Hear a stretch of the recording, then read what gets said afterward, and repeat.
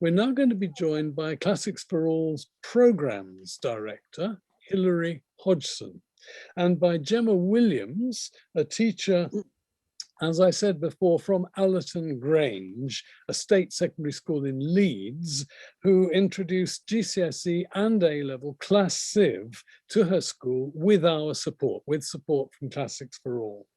Now, audience members are welcome to leave now if they so wish, but of course I hope that you do not so wish. And I hand over to Hilary.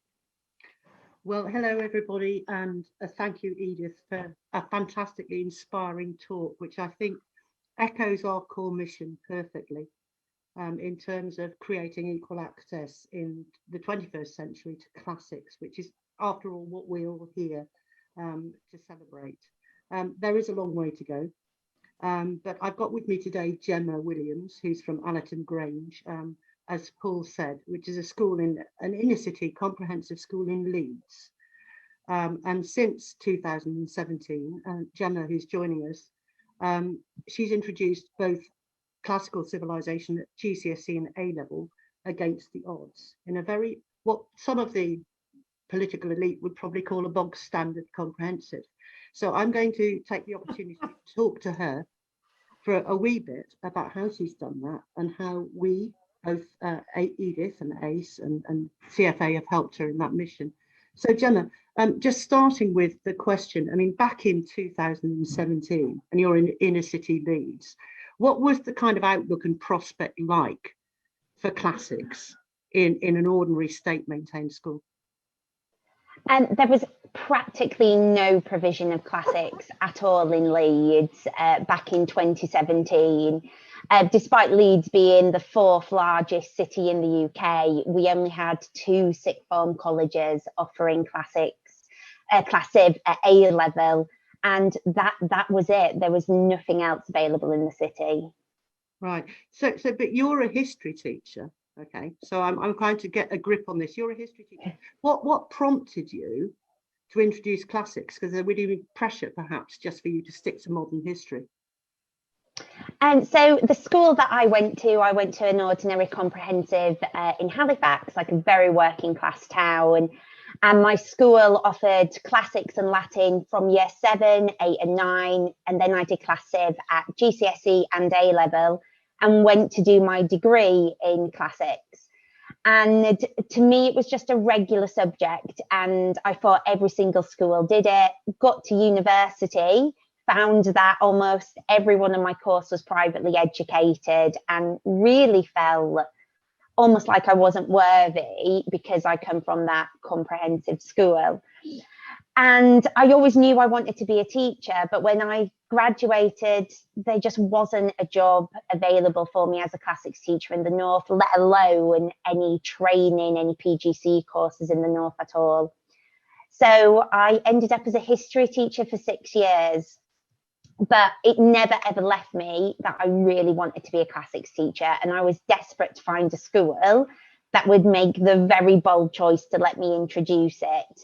And my school, Allerton Grange, have such high ambition for our students, and our whole curriculum is underpinned. We call it our class curriculum because it's underpinned by knowledge, literacy, social mobility and aspiration. And classics fits in absolutely perfectly with that vision of our school and what we want our students to achieve. And so because my background is, and I am a classicist, even though I did my PGC in history, my school were willing to let me set up a classics department. Well, you sound as if you're a campaigner. I mean, a fantastic campaigner, and I can't imagine anybody demurring or stopping you doing what you want to do. But given that the school had no tradition of classics teaching, despite your passion, how the heck did you manage to persuade your senior leadership team to do this? What was the process? And how did you get them on board? I wrote them a huge proposal that was about 20 pages long and just convinced them that it was absolutely worth it. So I really laid out for them exactly what classics was, and much like all the things Edith's just discussed with us, like how powerful classics can be as a tool for social mobility and how much of a fantastic opportunity it would be for our students. I underpinned how it linked to our school values. I did a student voice where I asked questions across different year groups about what did they think of this subject? Did they even know what it was? They didn't. But as soon as I explained to them what classics was, they were like, that sounds brilliant. Why don't we do that subject? I was like, well, I'm trying. But I also had to cover things like who would teach it. And luckily it was very easy to say me. But you're right, I did have to explain who would teach my history hours and how it would fit on the timetable, how I would get money, and listed all of you wonderful organisations of where I could apply for funding to, and just wrote this proposal to them with such gusto that they went for it instantly. That's fantastic. And I remember coming up to Leeds and you were so full of passion at the ACE conference in Leeds and so determined to do it. How did parents respond? I mean, you'd obviously got the senior They love leaders. it. They love it. Yeah. Yeah. You find a lot of people who, because say we're now one of the only schools in Leeds, but we didn't used to be. Classics and Latin used to be in so many schools. And as there's been government and policy changes to education, more schools have really felt forced to drop classics over the kind of last 30 years. So I speak to parents all the time who did classics or Latin at school, and they didn't think that their child would have the opportunity to learn it. So when they find out that we offer it, they're really excited about that. Yeah. And what about the pupils? Because you've now got, I'm amazed that you've got both kind of GCSE plus Civ and A level within 3 years, 4 years on the curriculum. Are the numbers holding up? And are the pupils as enthusiastic as they were in your first student kind of consultation? Are they getting a kick out of the subject? Are they moving on to uni? How are they reacting? What is it doing in their terms for them? They love it. And we have a really great time in our lessons, and they work so hard because they absolutely love the subject. So every year our numbers keep getting better for GCSE and A level. We have had, so in 2020, it should have been our first cohort sitting their exams. But of that cohort, more than half of them went on to study classics at A level. This year in the class, 80% of them are staying on and doing it at A level as well. From the A level classes, we've had in the last 2 years, more than half of the students who have studied A level have gone to university to do classics degrees. And there's become such a buzz about classics at the school that in September, we're rolling out classics to Key Stage 3. So in September, our entire Year 7 cohort, which is over 300 students, will learn classics. They will have an hour of classics every week. And that is key, isn't it? Key Stage 3. Yeah, so we're really hoping that the numbers at GCSE and A level are just going to grow even more as we have all these Key Stage 3 students taking classics. And for those in the audience who don't know what Key Stage 3 is, it's the area of the curriculum between Year 7, 11 to 14, before you've made your options, but there is no classics curriculum. So we have to stealthily insinuate classics into English and history in order to make them feel that they want to take it at GCSE or A level. So that's an incredibly important piece of the jigsaw. So doubtless you'll have double the numbers in 2 or 3 years' time. So, I mean, what about how have I suppose, you know, ACE and Classics for All helped you to get there? I mean, it's important that people understand what we do as a charity. So what would you say the things that we've offered you have? How have we helped you to succeed in your mission? So initially, I found ACE, and they were absolutely brilliant personally at just giving me so much guidance and support with what I was doing, but also guiding me in the direction of where I could get funding. So introducing me to Classics for All and other charities who could help me and who could offer me support in setting this up. So I applied to Classics for All for some funding before I'd even taught my first classics class, and I was successful in getting some of that funding.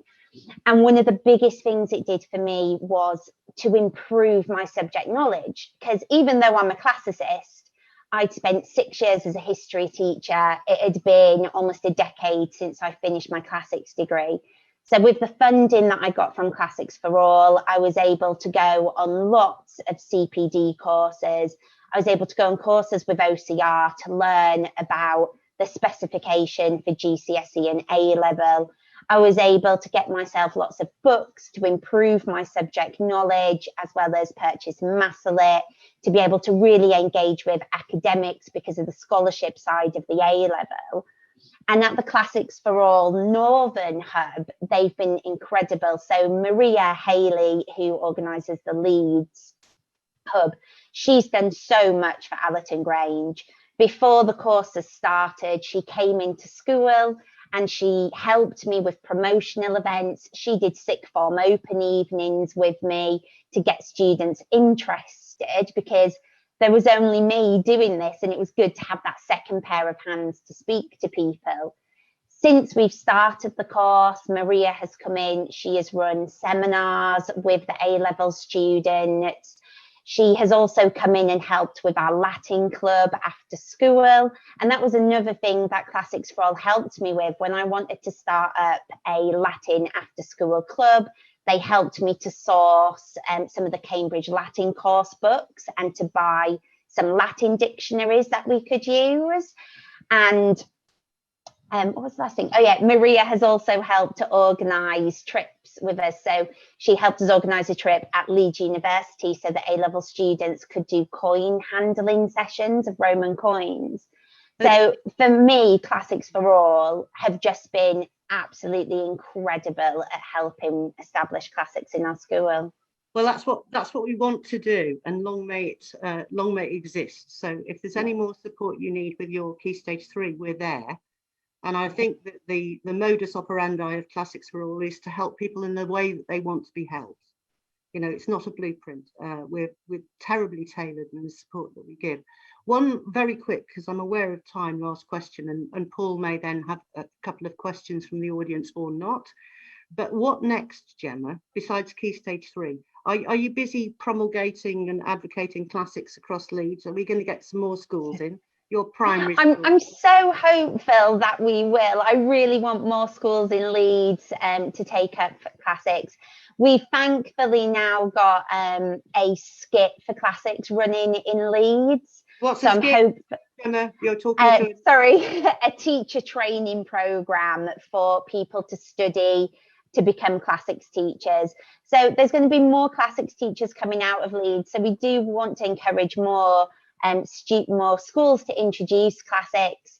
Hopefully we want to work with our primary schools and try and help them to introduce classics or Latin into their curriculum. So that'd be incredible then when the students come to us in year 7.